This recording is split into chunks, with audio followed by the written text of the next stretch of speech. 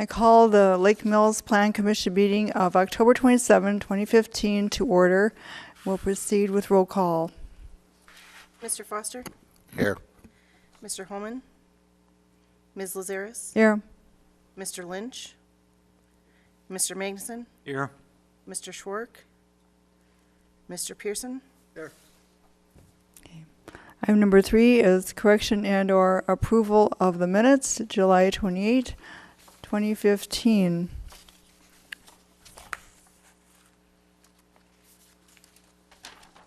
Mr. Holman is here. Mr. Holman is here.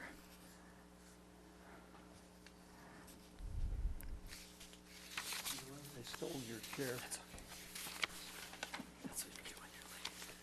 Okay. All right.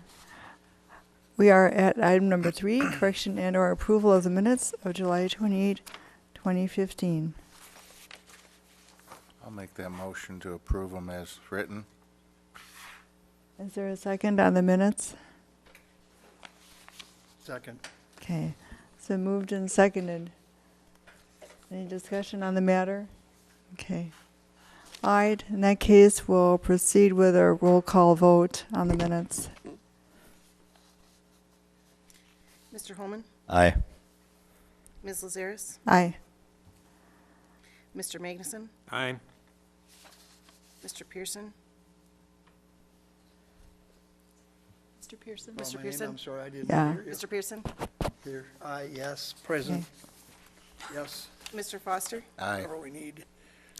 Okay. All right. Item number 4, questions and public comment. The public may address the commission at this time regarding items on the agenda unless the item is the subject of a public hearing. We have no public hearing this evening. Public comment may also be made at this time on items that are not on the agenda if you have registered with the city clerk before the meeting. The state's open meeting law discourages action by the commission on items not listed on the agenda. Please keep comments to 3 minutes. State your name and address when starting your comments. Also fill out the sign-in sheet at the podium. Are there any public comments at this time? I see one person in the audience, and we may have questions of this individual later. Okay. All right. Hearing no public comments, we'll move on to item number 5, discussion recommendation on 2015 to 2020 Comprehensive Outdoor Recreation Plan. You have 2 memos in your packet, one from the city manager and the other one from consulting planner Dustin Wolf.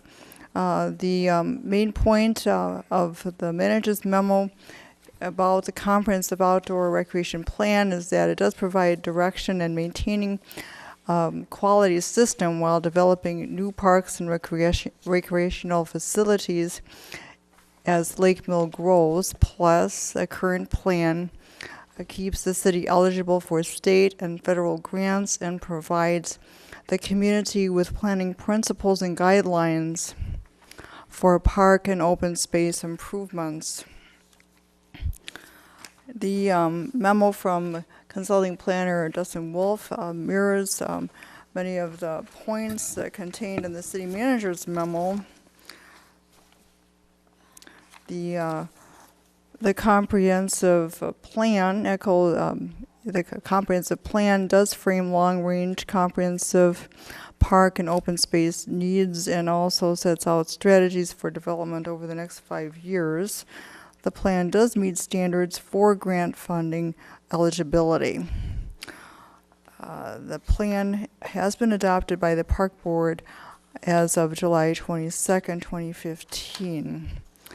And before us, we have the motion, a Plan Commission motion, or I should back up and just explain that the Plan Commission is being asked to make a recommendation regarding this plan as part of the city's process in considering plan adoption. I mentioned that the Park Board did adopt it July 22nd. The Council is holding public hearing on the plan Tuesday, November 3rd. We have motion 1510-1, recommendation to City Council, Comprehensive Outdoor Recreation Plan 2015 to 2020. The motion sets forth the role of public parks and recreation in the community, the planning for future parks and recreation, including future needs and facilities contained in the city's comprehensive outdoor recreation plan. The plan updates needed to qualify for grants, and the updating of the plan prepared by the park board and city staff, which include inventory of current park and recreation assets, park needs assessment, and updated goals, objectives, and policies.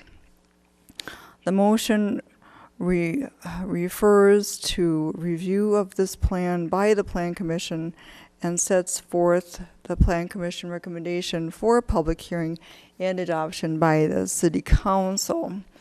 With that, I'll turn to staff. We have Dustin Wolf, Consulting City Planner. We have Rob Getz, the City Park Director, and we have Vicki Schmidt, the City Attorney. So, and we have Betsy, and we have many staff here, and we have Misty also. So we have a good representation of staff. But we can start with Dustin and go from there to give an overview, and maybe you want to touch on the highlights of this plan. I will do exactly that. Thank you. This plan was developed, a little bit of history. The city has always had I don't say always, but for a number of years has had a comprehensive outdoor rec plan to help guide the park and open space needs and development within the community. Most recently, the plan that was started to be developed at the time you did your comprehensive plan update, was never really finalized and or adopted. And so really what happened was this plan was to build upon some of the foundation laid then. The public involvement processes that was used during your comprehensive plan update is the one that has been incorporated into this document. There have not been substantive changes community-wide since that document, the comprehensive plan, was developed. As you know, kind of development has taken a bit of a downturn, nationwide because of the 2008 recession. So it's not like you kind of are behind the eight ball here or you've missed the boat on anything. This plan, as Ms. Lazaris outlined, does meet a certain threshold, so the WDNR will accept it for applying for grant funding for various projects. They did give us, we went after a grant a couple years ago for land acquisition adjacent to the City Hall site, and the city was awarded some dollars from the DNR for land acquisition and development of a grant along the creek. At that time, the council decided not to move forward with the grant, but the DNR, kind of short of that, the DNR had to give you an exception that we were going to be updating the plan. And so we've been in communication with the DNR. They've been provided with drafts of the plan to date. They are in the loop, so to speak, on this to make sure that you are meeting their criteria and can be eligible for grant, state or federal grant funding, in essence. With that, I'm going to kind of highlight the table of contents very quickly, which is early on in the document. We have a standard introduction of kind of the hows and whys of the plan, what we're doing and why we're doing it, and Ms. Lazaris kind of touched on that. We said, look, this is to plan for the growth, the preservation of of certain natural features or important features within the community, and to ensure that a quality of life is maintained within the community of Lake Mills. People who move to Lake Mills have a certain expectation for parks to be available to them, bike and pedestrian facilities to connect them to other neighborhoods and important destinations, downtown, shopping areas, businesses, and to ensure that the level of park land and park services are made available as the community grows. If If Lake Mills does not plan for the either completion of parks that it already owns, completion of development of parks, or the acquisition of new parks, the existing parks will become overburdened as the community grows. And the expectation for quality of life of residents in the community would be diminished.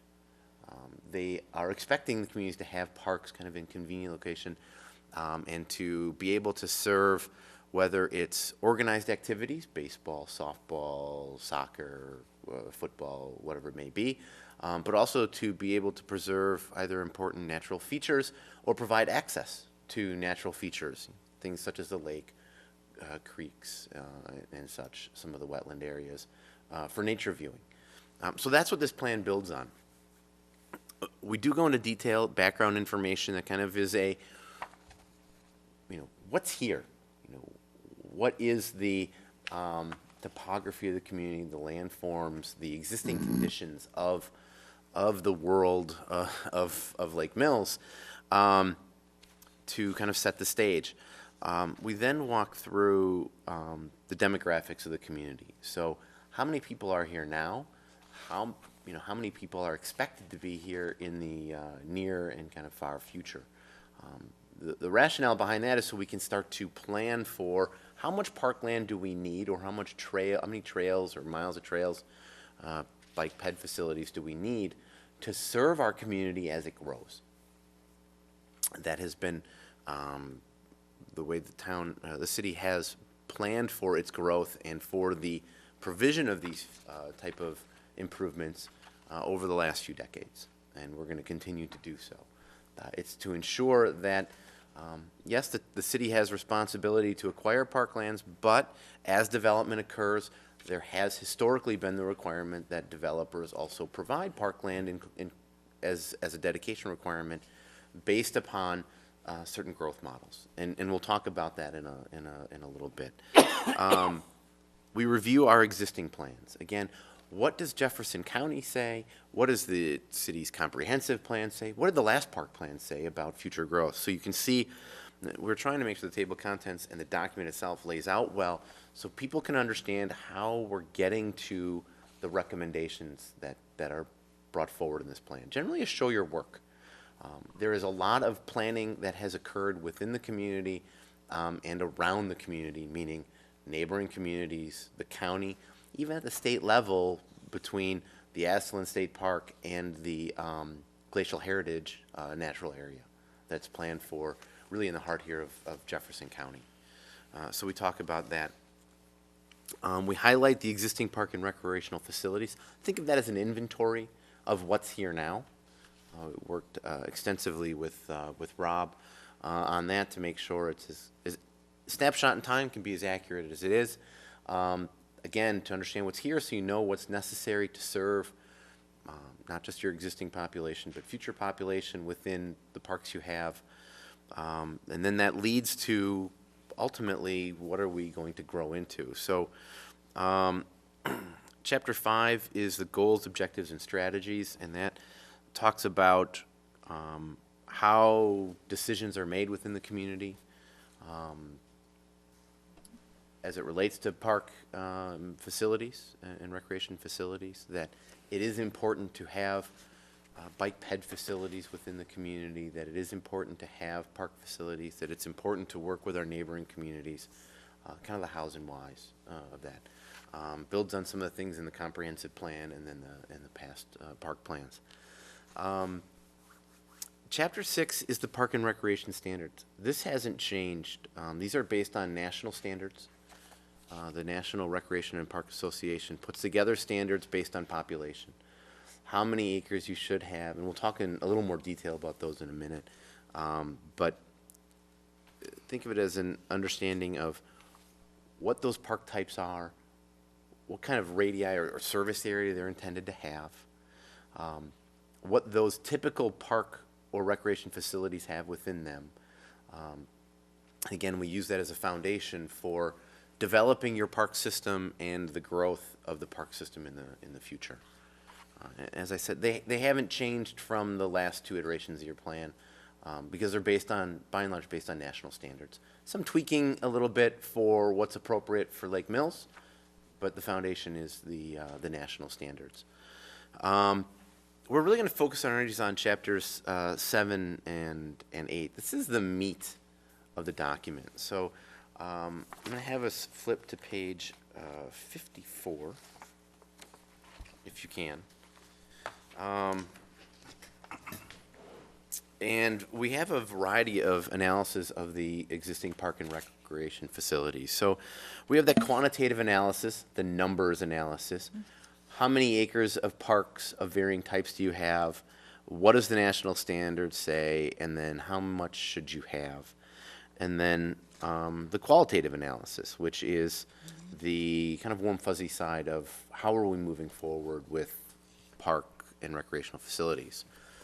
So the parks within Lake Mills are divided into a handful of categories. There are mini parks or pocket parks. Those are very small parks within the community. They are really intended to serve the people immediately around them. They're generally less than an acre in size, usually a half acre or less in size.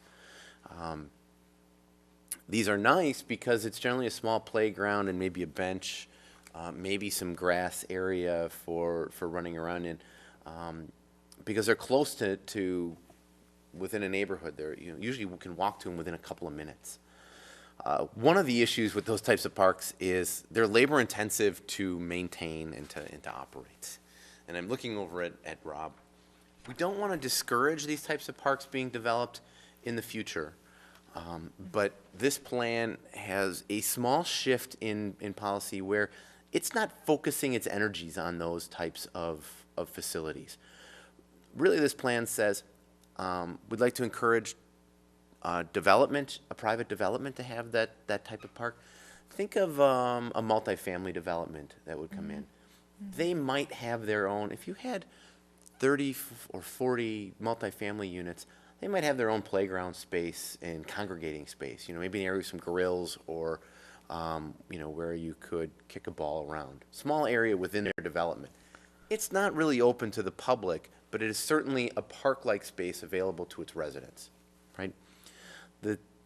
We want to encourage that to happen, but the city doesn't want to get into the practice of having public parks of that size because there's an economy of scale of serving them. Providing them with necessary maintenance and on a week in, week out basis. The city's resources are kind of better served for the larger parks, which are a true neighborhood park, which are an acre or two or up to 5 acres, generally about 5 acres in size. And then your community parks, so think the Wallace sized park. So that's really that's been a shift in policy here. And the park board was certainly on board with that because they understand that the city certainly has a lot of competing priorities for staff time and, of course, for dollars to develop and maintain public facilities. So that's kind of the first and foremost issue there.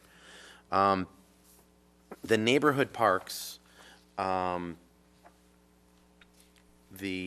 standard, when we flip to page 57, which is tables 14 and 15, for those types of, for acreages for those types of parks, we look out 10 and 20 years. Those are typical planning horizons. Now, while this plan has a 5-year, kind of a 5-year window attached to it, that's because the Department of Natural Resources requires it to be updated every 5 years.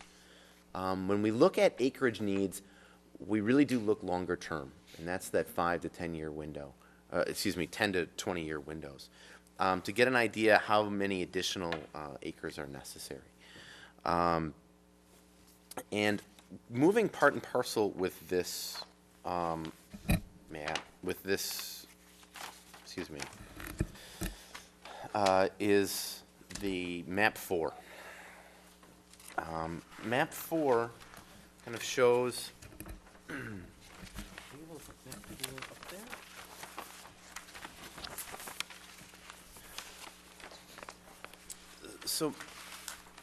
shows up somewhat well on camera, but everybody has a copy in front of them, and this is certainly available on the city's website and is available at City Hall should residents want to come in and look at it. Every park has a service area, and the larger the park, the larger the service area. The parks such as Brookstone Park, which is a true neighborhood park, has generally has a service area of a half-mile radius, so a mile across. Generally, you can walk to it in 10 minutes. As the community grows, or is expected to grow, we need to continue to provide future parklands. And so if you look on map 4, you see the orange areas. You have 3 kind of smaller circled orange areas labeled N1, N2, N3. Those are neighborhood parks. And then you have one much larger park labeled C1.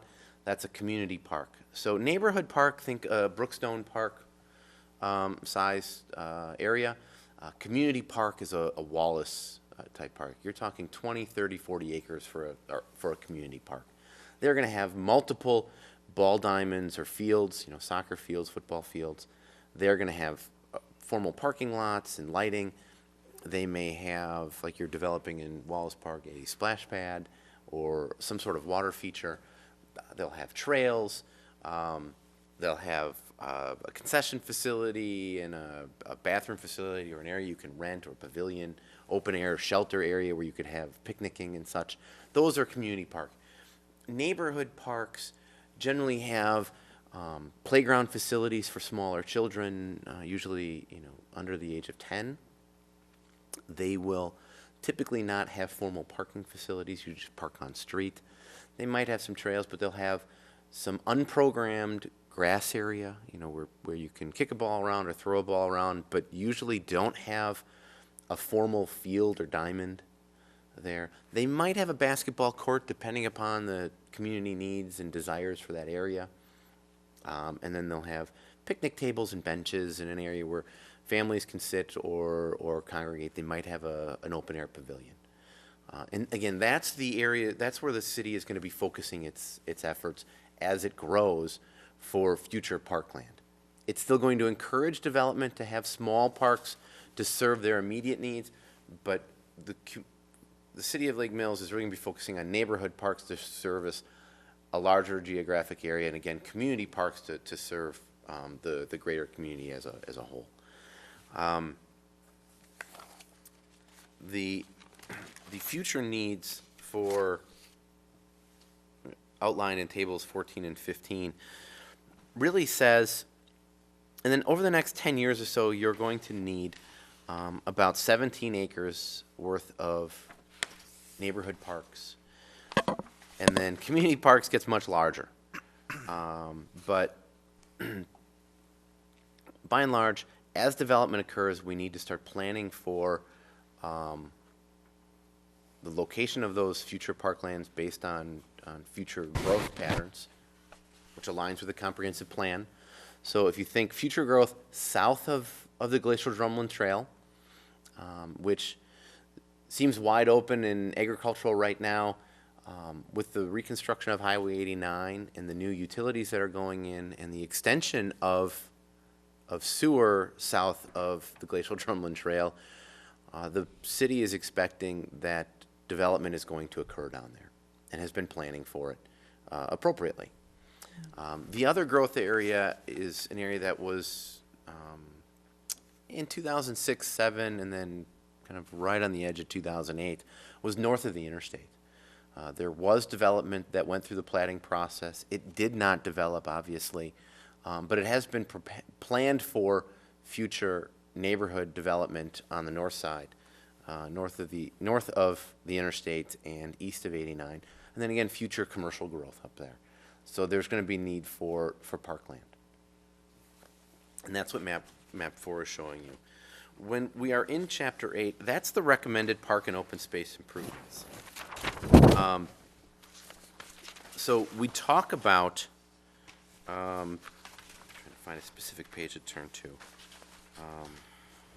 on page 66, going on to 67, we talk about recreation trails, so connecting existing parks to population and to destinations, and making sure that we're prepared to connect future parks to, so people can walk from their neighborhoods or bike from their neighborhoods to get to the Glacial Drumlin Trail or to get to important parks like Wallace Park, Sandy Beach Park, Tyranita Park, and the like. So we go into some details about where and how those facilities should occur. This also works hand in hand with the city has an adopted bike and pedestrian plan that highlights sidewalk improvements and such around the community. This just goes in a little more detail about some of those important bike and ped routes. Then as you flip to page 69, moving on to page 70, we talk about specific improvements to existing parks. And, you know, this is Rob's primary concern. The goal for this park plan is to plan for future parkland dedication and acquisition. Those are the, as we talked about on map 4. But really over the next 5 years is the completion of the improvements for existing parks. So we talk about Wallace Park, and you can see there's a graphic there that highlights those improvements, but making sure that we have the play areas and the splash pad. There's a need for some sanitary sewer and water main extensions, concession facilities, park maintenance facilities. These are improvements that are needed, among some others, to complete Wallace Park. This has been something that Rob and his people have been working on for a number of years. Development of a park doesn't happen overnight, of course, but we want to make sure that it's clear to residents, current residents, future residents, visitors, you know, how these parks are going to develop. Rob and his people work diligently to develop these master plans and working with the Parks Board to have a master plan for parks so it is known what types of improvements are going to be there, and then the city can, of course, program for them, budget for them, and then determine how much time and resources are necessary to improve and to maintain the park and recreation facilities. So we have the same for Sandy Beach Park, some minor things for like Bartles Beach, new playground equipment, encouraging development of ADA compliant facilities where practical, Memorial Park, new playground equipment, Wetland Park, development of hiking trails, playground equipment, and such, and Tyranita Park, improvements for like restroom facilities and areas for picnicking and such. So a little bit of a departure for the plan in the sense that while we're planning for future growth, goal isn't to go out wholesale and start acquiring lots of land, but being prepared for it when development starts occurring, which is expected not tomorrow, but really when 89 is reconstructed. You know, that's not till 2018. So really looking 2018, 2019 as development occurs, making sure they're aware that there's going to be parks there, there's going to be dedication requirements, that there is going to be acreage needs over there, and then focusing on the completion of a number of the existing parks within the community. You've got an outstanding park system. The Parks Board and Rob and his people have made sure that it is certainly a gem to the community, but they're not done yet. There certainly is more work to be done within them to complete them as planned or as envisioned by the Parks Board. So to make sure it's serving the existing residents and future residents, visitors alike. That's the park plan in a nutshell. I know it's pretty long-winded there, but park planning is fun. Park planning is exciting because we all certainly enjoy the amenities that this community has. We want to make sure we're maintaining it for residents for years to come. And that's what this plan has been focusing on. Director, specific questions for self or Rob? Or? Planning commissioners, do you have any questions? No, it all looks great. The only thing that's kind of interesting to me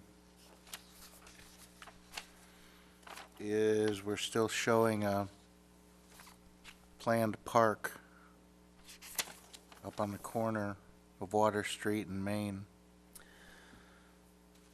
And that might raise some eyebrows. That's a very good point. So here's the issue with what's been termed Overlook Park, and that was the park that we had gone after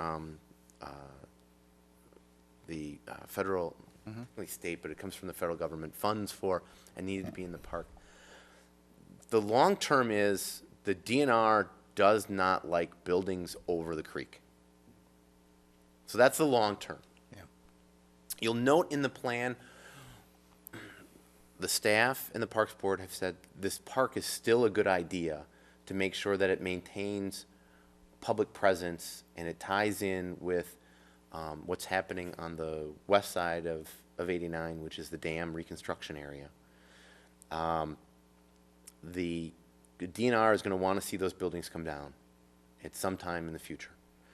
This document says we still think it's a good idea. If something happens there, it should still be a park with an overlook and public space. Okay. It does not call for removal of buildings. It says, really, if something happens here, this is the park type that should happen there. And those are very important comments right there. So, yes, and I do want to, I'm glad you brought that up. It does make it very clear Yeah. that those buildings are in the floodway. The DNR has made no bones about it that they're going to need to be removed at some point in the future.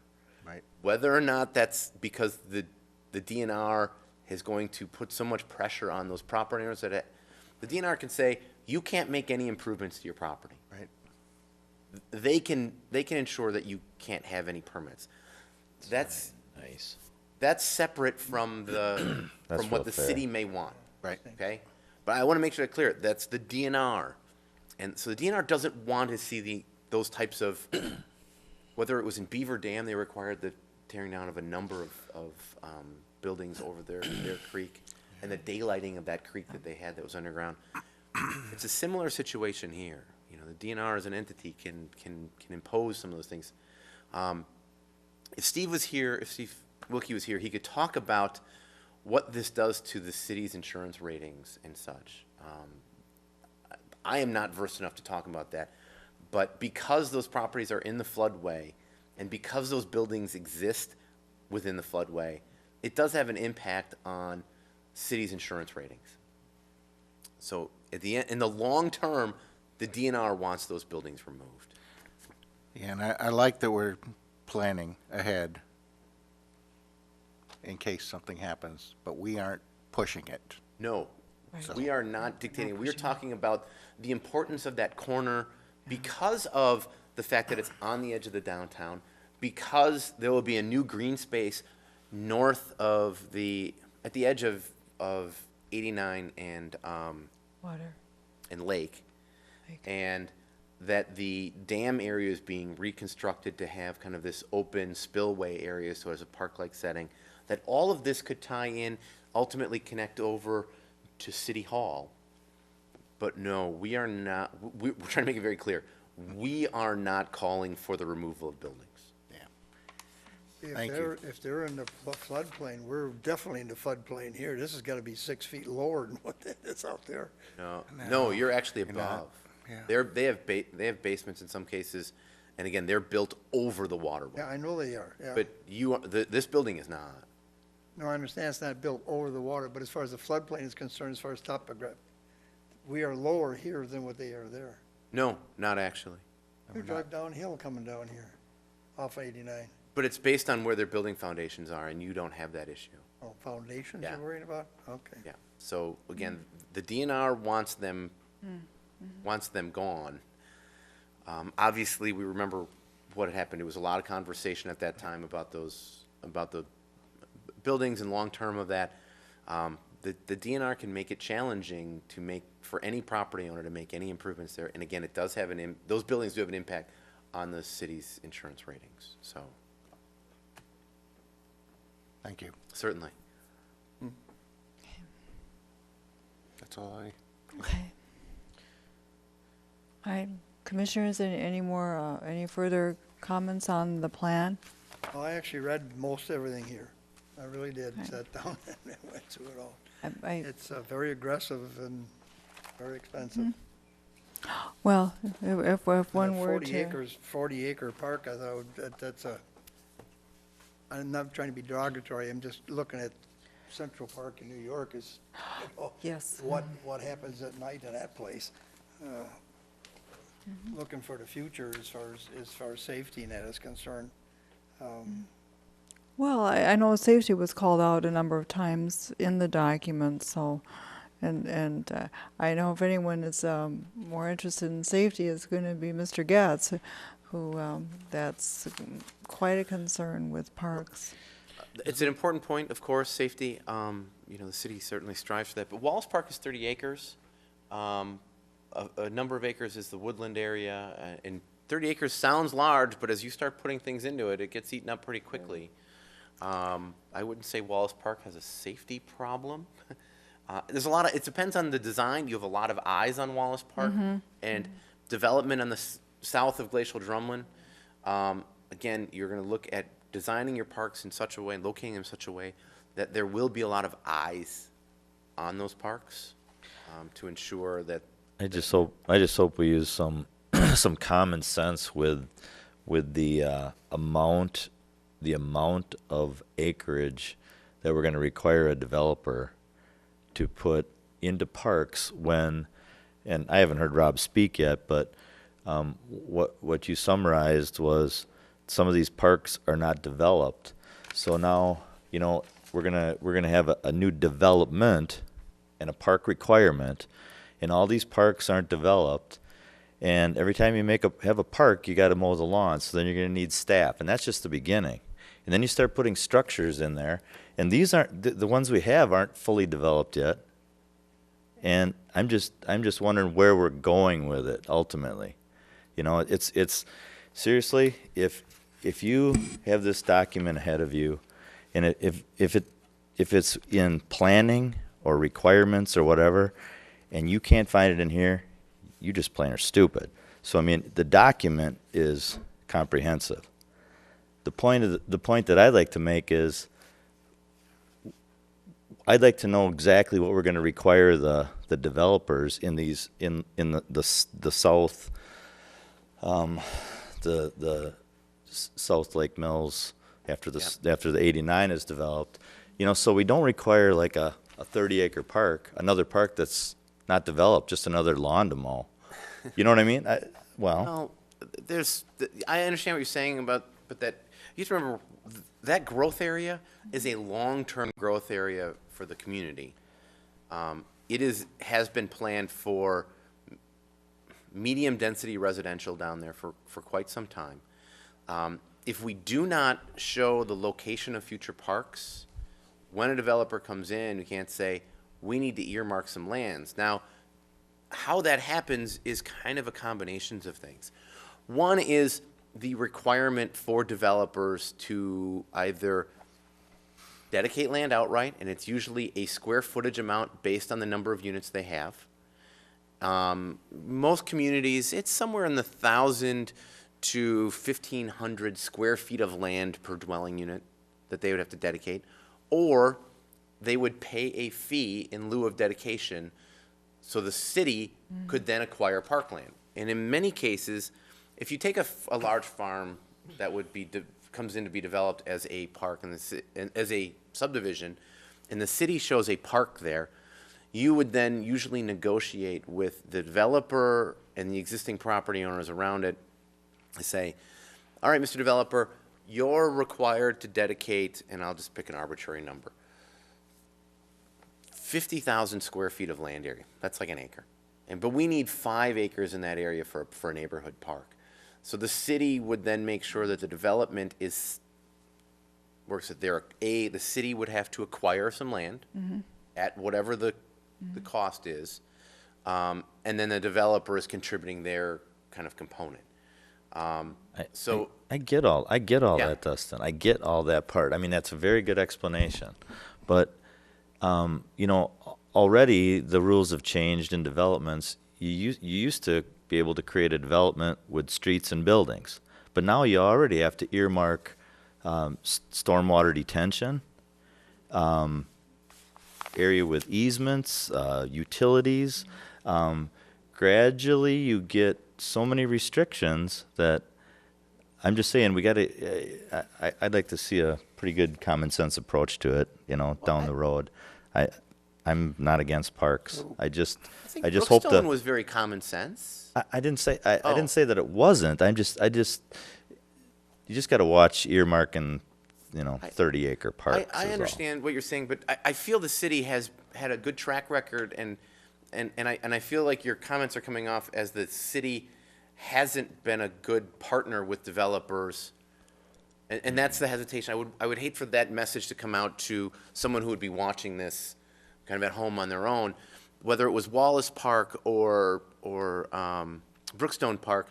The city, I think, has had a very good track record of working with developers to say, and to meet the city's needs and to make sure development is successful. And I haven't heard anything to the contrary either. That wasn't to be condescending.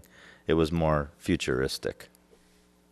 But yeah, the south of Glacial Drumlin area, it's a important long-term growth area, and so acquisition of these lands may not happen for 5 to 10 years, or may happen incrementally just over the next 20 years. And so that's why we need to illustrate the kind of expectation of the community now.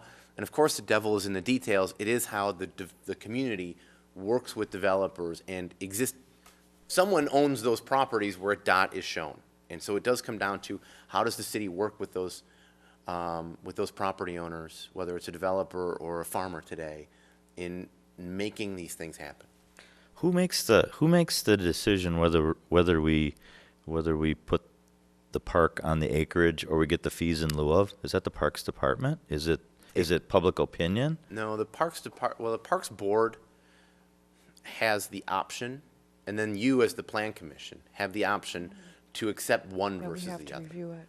So your codes, ordinances, and the state statutes enable you to highlight what either the fee in lieu of or the dedication requirement would be. And then if a development comes in and they don't show, let's say that someone comes in where one of the future parks is shown and doesn't show any parkland, you can say, no, we need a park there. We need lands dedicated there, and you're not showing any. And they can say, well, we just thought we'd give you a check for the amount of our part. And you can say, we would rather have the land and then acquire other lands from you to make that happen. Let's see.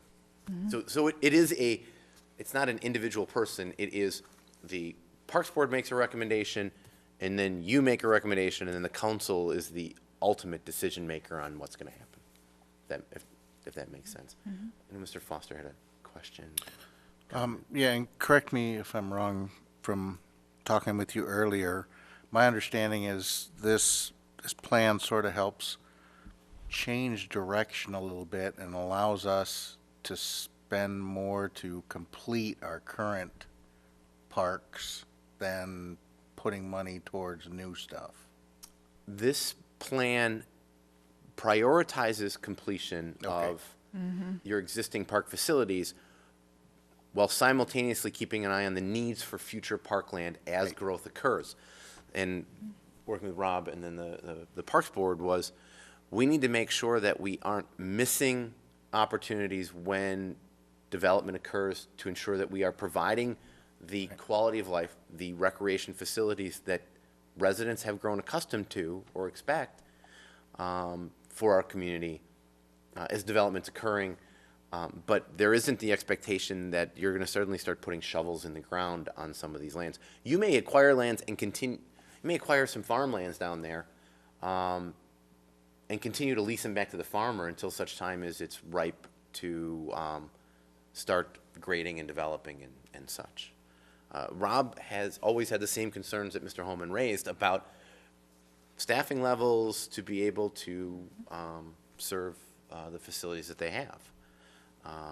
We talk about that in here, that as the park system grows, you will need people to be able, just like any public facility, to be able to maintain it. And again, those are council decisions ultimately, but some of these parklands that we're earmarking here in the future are sometime down the road, but land is certainly never less expensive to buy. And if there's a development that's being proposed, or lands are potentially available for sale that the city thinks is a good idea to acquire, we need to show it on the long-term plans. We don't want there to be any surprises. And we want to be a partner with developers and property owners. So it is a win-win situation when the timing is right.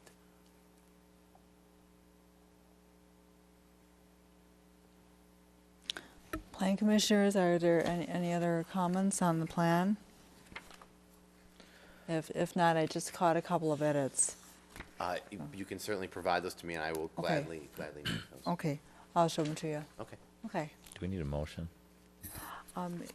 Does someone want to make a motion on the repaired motion 1510-1? I do. I would like to make a motion, or adoption for passage of Plan Commission Motion 15-10-1.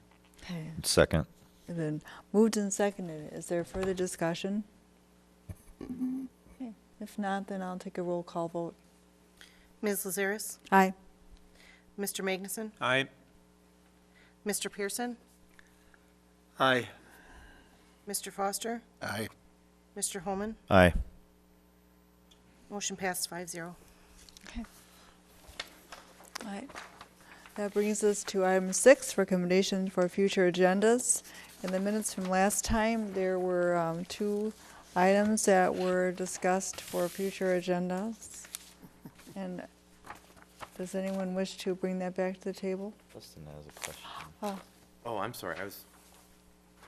Future agenda items. I was going to add something. Yeah, for future agendas. The city will be looking to amend TID number 4, which is the TID out along generally 89 and Tyranina Road, to add territory. There'll be no other changes to it, just to add some new properties to the TID, so there would be a public hearing. All right, sounds good. Commissioners, does anyone want to bring up anything about future agendas? Okay.